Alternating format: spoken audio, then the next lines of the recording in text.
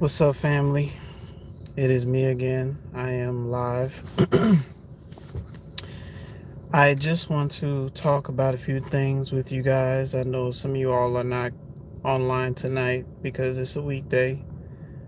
Um, this live here is for those who are just got discarded, are still healing even after so many years from narcissistic abuse in many different aspects. Your family, your friends, should I say the family, the friends, the relationships, you know, and we're going to talk about acceptance, you know, acceptance, man.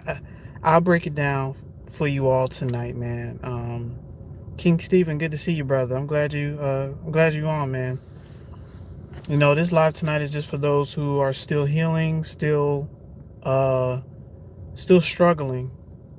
Listen, I'm gonna start off with this. What happened to you and what happened to me, it should not have happened. It should not have taken place, but it did. It did. You know, before you dealt with those narcissists, you had a zest for life. You had great inspiration. You know, I was talking to myself. Usually I have self-talks, maybe people call me weird. Sometimes I have conversations with myself. I do. But I was like, I can't remember the last time I had a very vivid imagination. I can't remember the last time I had a very vivid imagination. I'm telling you, when it comes down to narcissistic abuse, these things tend to get dull. They start to fade away a little bit, and it's kind of hard to get that kind of stuff back. The inspiration, the drive, the zest for life. Half of the time we trying to keep our whatever little energy we have, we trying to keep it, balanced, and try not to let other energy vampires drain it, right? And I'm gonna tell you, man, I know what it's like to be an empathic individual. I know what it's like where you have to take a break, let your mind mentally rest, let your heart not mentally, let your heart internally rest, right? You see, when it comes down to narcissistic abuse, it's like it takes away more than we could even imagine, right? Because when you have gone through narcissistic abuse and you have opened your eyes to what is around you, you don't feel as motivated to do much anymore because you realize that, and I hate to say it as straightforward as it is, but that's what I do on this channel. A lot of people are evil, man. A lot of people are evil. A lot of people. And it kind of makes you not even want to be all, well, for a lot of us, it makes us not want to be all social because you don't know what you're going to get when you hang around certain people, man. You know what I'm saying? People are evil. A lot of people are evil. A lot of people are destructive. And they will target certain things. I'm telling you, there's people out there, the only thing they look for is your weaknesses. They see your strength. They see your strength, but what they look for is your weaknesses. And then when they find your weakness, I'm telling you, man, some people are so good at targeting people's weaknesses. And if you're not strong enough, man, if you don't have the mental strength or the mental fortitude to see through their BS, if you don't have the strong inner self identity, you will lose yourself to people targeting your weaknesses. Okay? And this is where I talk about acceptance for a little bit. And the reason why I say acceptance is because when you accept your situation right now, currently, the cards that you have been dealt, you pretty much surrender to the universe. You surrender to the flow. I understand that that's not easy to do because a lot of us, we're in situations that are not ideal, but it's in those situations where you have to find true peace. And the only way you can find true peace in situations that you don't like is just accept it.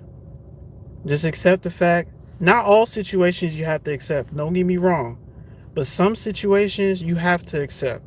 You have to accept the card. If you don't have a lot of money right now, just accept that. Just, you know, you filling out applications, people not responding to you back fast enough, just accept that. Family members coming at you sideways, people trying to hoover you, just accept that.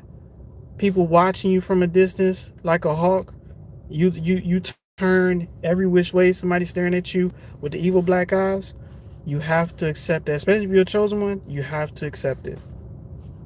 Somebody's plotting on your demise, accept that. Don't get upset about it. Find your place of peace where you don't trip about your situation. And I'm telling you, it's like when you don't trip about certain things that other people do. Now, don't get me wrong, you must always have boundaries, you must always have limitations. Let's go even deeper when it comes down to acceptance. Some of us don't even like the way we talk. Some of us don't even like the way we what's a good one? Some of us don't like certain disabilities that we have. Some of us don't like the physical genetics that we have. Some of us wish we was taller. Some of us wish, we can run faster. Sorry. Some of us wish that we had a more deeper intellect, or some of us wish we just knew what to do to make some big money. You know what I'm saying? We wish we knew certain things that other people knew. But the thing about it is, you have to embrace every part of yourself. You have to embrace every part of most parts of your journey. Surrender to the flow of things is what I'm saying tonight. Accept the fact that your hair don't grow as long as everybody else's. Accept the fact that you may have perspiration issues. You sweat a lot. Accept that. That does not make you a not beautiful person. You are a beautiful person is what I'm saying. Embrace who you are. Embrace your current situation. Yeah, you're struggling right now, but you're doing the work. You're doing the grind. Continue to grind. But when it comes down to narcissistic abuse, the damage is so sinister that you don't look at life the same. You don't even look at yourself the same, man. Because the people you were surrounded with, it was targeting your weaknesses all the time. The fact that you wasn't as confrontational as them. You're not a drama queen as they are. They try to target that. They try to target little things that really don't mean anything. You understand? So, these are the things that I wanted to share with you all tonight. Let me see the comments real quick. Laura Ryan, good to see you. E-Baby, good to see you. Laura Ryan says, they drain it all out of you, gifts and thoughts. Yes. I'm talking about you hanging around a narcissist, you telling them about certain ideas, and you telling them you thinking about certain things that you want to do in the future. Man, the narcissist would try to find a way to discourage you from doing that. That's all I'm saying. There are people out there, man. You cannot share positive ideas. You cannot share business plans. Not with them. Because they're going to try their best to keep you at their level because they don't want to go up. You want to go up. And they see that you want to go up, but they want to keep you right here with them at the bottom. You've been in a relationship. Some people been in a relationship with some toxic people, man. Some toxic narcissists. And it was draining. Arguments all the time. The only thing that was probably good was maybe the sex. But even then, it's like, even that got dead after a while. Like, you've done it so many times that after a while it just gets dead. It's not exciting as it used to be. It's not, because it just got extra toxic. Who, to me, and I'm gonna just throw this out there. Some people believe in, oh yeah, break up to make up, but one thing about relationships, there's always going to be disagreements. But if it has to be to the point where we threatening each other, you know what I'm saying? That's why I did this and that's why I did that. And then we come back and have sex and then like nothing happened. That's toxic, man. That is toxic. That is not healthy. That is not a healthy way to communicate. And the damage that does, especially if you're an empathic person, being in a relationship with somebody who's like that, who tries to, what's the best way I can describe it? Who tries to mend the love together through chaos. They raise a bunch of hell, but then they want to say they love you in the midst of it. They yelling at you. Whoever has somebody yell at them while they saying they love you, or they yelling at you while they saying some positive things. Man, I fucking love you. Get your mind right. That to me, that's like, that's not a healthy way to communicate in relationships. And a lot of times, if you're an empathic person and you're dealing with somebody who's an overt narcissist, or who's overtly loud or extrovertly loud, narcissistic wise, that will drain you, man. You are not going to feel the same after you get out of that. It goes deep, because some people tolerate certain people. They'll cheat on them, and they'll tolerate it. And when you get out of that, finally, when you wake up from that, you be like, why did I allow myself to be part of a relationship where I knew this person was cheating on me? Look, I'm guilty of it. I am guilty of it. I was married to somebody who cheated on me with both of men and women, and I still took him back a couple times. I admit it, and I embrace that. I accept the fact that I didn't know any better. Okay? I came to peace with that part of my life. But when I thought about what I allowed, I was like, obviously, and this has nothing to do with being the prize. It's just the fact that when you are of value, you have to recognize that within yourself. I had to recognize that within myself. People who toxic and like to cheat and then want you to take them back, they have no value, man. There's no value with them. You know how much damage you bringing onto yourself? You thought your self-esteem was bad before? Your self-esteem getting crushed even more the more you take that person back. But that's why I say, when it comes down to narcissistic abuse, the damage has been done, y'all. The damage has been done. Okay? The damage has been done. You can accept the fact that you allowed these things into your life, because you didn't know anything about boundaries. You didn't know anything about self-preservation of your mental health and your physical health. Right? You have to forgive yourself for these kind of things, right? Let me drink some.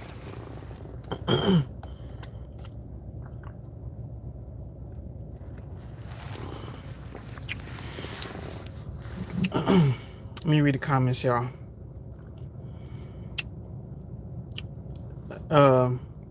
King Steven says, for real, so many evil people coming out the woodworks. Yes, most people in society are evil. I'm telling you. Like, it's so deep to the point where sometimes I think being a chosen one is like, I don't even think your parents are your parents. I don't think your family is your family. So it's something. I'm not sure. But it's a lot of evil people out here, man. A lot. Lil Ryan says, by the way, your ex-girlfriend, Watusi LaRue, it said you still owe her $1,000.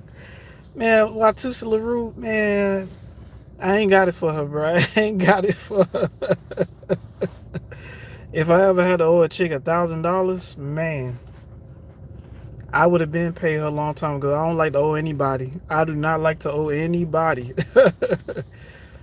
Hey, Princess, good to see you. Long time. Hey, all right now. Hello, hey. All right, come on, Barbie. All right now. Lorraine says, yeah, you share with them and they trash it and try to destroy your desires. Yes. And they're very good. If you're an empath that don't fully understand that you are an empath and you're hanging around a narcissist, it's like, I'm telling you, man, being an empath, if you don't have boundaries, it's like you allow some of the most messed up shit to slide, man. I'm telling you. Like, they can just destroy your desires right in front of your face, and you'll sit there and agree with them because you're an empath, because you're non-confrontational. You're not the type to try to debate back and forth, because deep down inside, you knew this motherfucker was crazy. You knew this motherfucker was a few missing screws and few missing brain cells, few missing parts of their brain. You knew that. You know? So it's like, internally, you didn't want to go back and forth with that narcissist because you know you didn't want to be confrontational. Deep down inside, you just knew that if you said something back and you started a debate, it'll probably escalate into yelling. You know, it'll escalate. You never know with these kind of people, bro. This is how they keep you on eggshells, and this is how they train you. You know what I'm saying?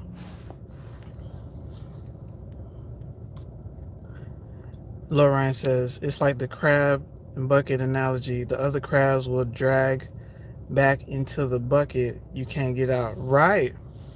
Right. You know, I never understand how some people could be focused on other people's life instead of focusing on their own, or at least supporting.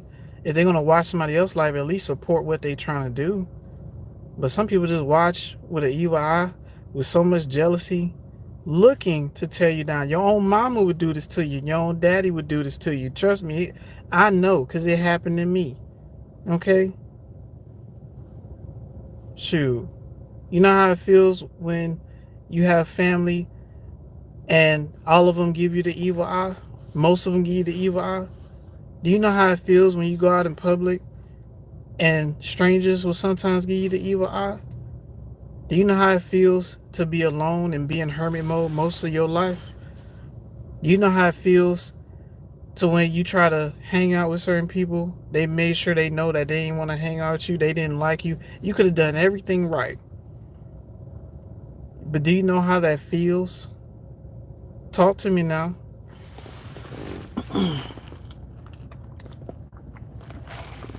Do you know how it feels when you show up on a job and everything's fine within like the first 3-4 days, and then the people that start turning against you, they start plotting ways to get rid of you? So they start spreading messy gossip saying you did this. You know, last job I had, somebody said that I got them sick. I didn't get them sick. You know what I'm saying? I didn't get them sick. Because if I would have got them sick, I would have been sick. Like, what the hell? Do you know how that feels?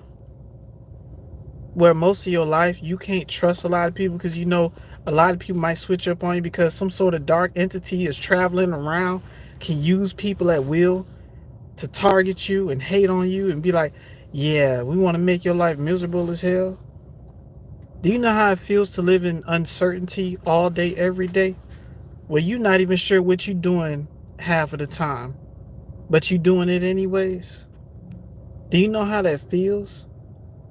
Right? But you know, these are the cards that we've been dealt, and we have to accept it. If you're a chosen one, you have to accept the way your life is. Unfortunately, your life is not going to be normal. Our lives ain't normal, man. It ain't normal at all. So I know how it feels. You could talk to me about it. Trust me. It's a I wouldn't say it's a lonely road because you're always divinely protected. Always divinely protected. Oh, absolutely. But genuine people, I'm telling you, man. Let me see. King Stephen says the sex is the real trauma bond that keeps you going back for more. Yes, it's like a push and pull up and down. You know, like, and I said this in one of my other lives, and but I'm gonna say it for some people who probably didn't even watch that live, but people who've watched the movie Baby Boy, especially in the black community, they thought that's what love was. It's just, Jody cheat on Yvette. Yvette gets mad. She swings on him, punch him. Then they end up having sex.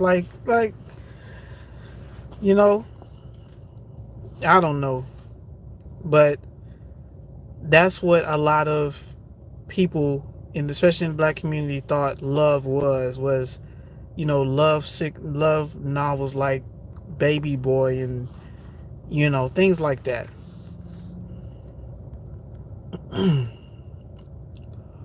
Let me see. Lorraine says being chosen almost like we're aliens. Yes, that's because we are. That's because we are. And when it comes down to being a chosen one, there may come a time where you might actually be visited by extraterrestrials. I know I sound crazy, but we have to look. If we, I'm gonna just throw this out there, and I said this maybe once in a video, but I know some people haven't watched it. If people want to go to higher dimensions and higher realms, it ain't just humans there, man. I can go deep into that, but it ain't just humans there. People want to go to heaven, but you don't know what's really there. You don't know what creatures are there. You don't know what powerful being. You don't even know what the Most High looks like. The Bible says we're made in His image, but if our bodies are temporary, then what do we really look like? So that's just something I wanted to throw out there. King Stephen says, yes, it definitely is something when it comes to a chosen one. As a little child, I have a big family, but I always seek the other families because I feel like I don't fit in with mine. King Stephen, trust me, I understand. I've searched many years of my life trying to fit in with the right place where I can just be me and accept it, but I had to do a lot of things on my own. And a lot of times when I had help, it was like, the best way I can describe it is divine intervention. Some random strangers would come out of nowhere and assist me, which I'm thankful to those strangers that helped me when I was in the jam. But I never knew their names. I never got to hang with them. They just came out of nowhere and then they disappeared. And I think those people were, angels as well. And it kind of makes me think. I think life is rigged. I think this life is rigged because there's a reason why we have deja vu, right? Let's follow me for a second.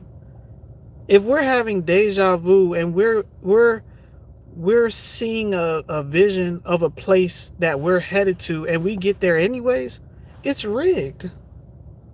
Like, every day is rigged. We don't have control like we think we do. We can control certain things.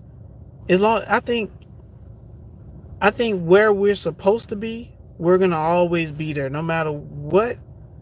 Because in order for us to have a thought has to come from somewhere else.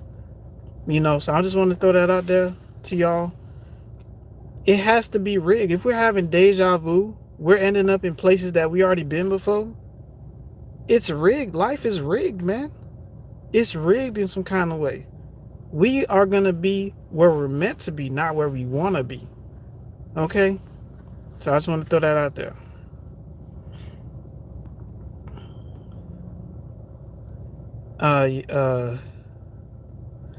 Lorraine says, yes, the hermit life seems to be what I live a lot of the time. It's definitely not for the weak. It happened to me on my last job. Yes, sir. It's so sad. Yes. Yes. I know how it feels, y'all. I know how it feels. I know how it feels to be targeted. I know how it feels to be hated on. I know how it feels to have evil eyes staring at you. People already looking at you, don't even know you, but they're already concocting some weird evil plan in their heart to try to get in your way. Some people to try to do shit to get in your way, mess up what you're doing, you know? And then some people unconsciously do shit to fuck with you.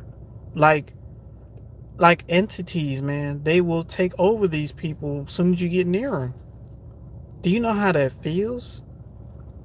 Where if people ain't really grounded in the Most High, if they're not grounded in spirituality, they can be body snatched at any given time. Your own mom and your own daddy, sister, brother, doesn't matter. People at the work, people at the school, people at the college can just single you out. Do you know how that feels? Half the time you don't even want to go out in public because you know somebody might be out there lurking. You know. But you have to go out there anyways because you got to go to the grocery store. You got to put gas in your car. You got to go to the school so you can get your certification. Right? It's like you got to get up and go. Despite that, and you know, this is why I talk about acceptance. Embrace who you are. Embrace who you're born to be. Embrace every flaw that you may think you have. And always strive for spiritual excellence. That's the best way I can call it. You know, keeping your slate clean. You know, that's what I talk about. Let me see. Lorraine says, and if you talk about that, people say you're paranoid. Yeah, because they NPCs, they bots. You know, because they are part of the problem, not part of the solution. So therefore, they're gonna say you're paranoid. They're gonna say, like Lorraine says, they'll say you're a nut job. They'll say it.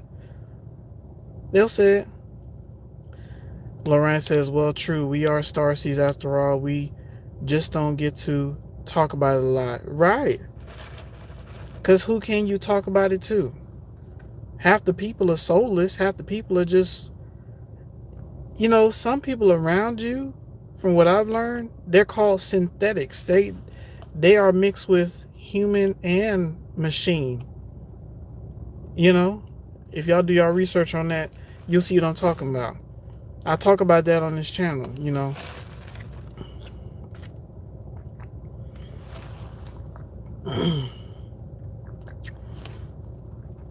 Come on, Burke says, I swear I do. And I unapologetically hate this person. So evil and so nasty for no reason. Yeah, well, you have to find a way to channel that hate and anger, because that's a space that once you get stuck there, it's hard to come out of. And it'll mess up so many things in your life. I've been there, man. I've been angry, been frustrated. But when you come to a level of acceptance and understanding of what it is, then you be at peace with the situation and you move forward and you do your very best. You're not gonna be the same after somebody being evil and nasty to you and they try to talk junk behind your back and set you up. You're not gonna be the same. But what you can do is you can turn that frustration, come to peace with it, but always keep your boundaries and just move forward with your life and enjoy life. So that's what I would say. Lorraine says, yes, I believe we're walking on a map with a higher self holding the controls. Yes. I'm telling you, life has to be rigged. It has to be.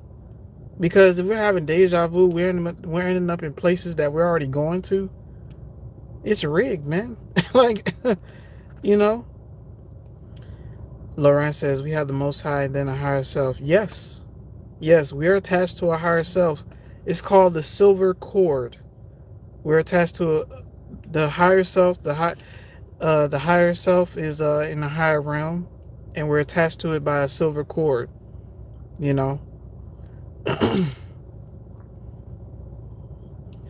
King Stephen says, sound like some type of reincarnation if you're talking about deja vu. I wouldn't look at it as a reincarnation.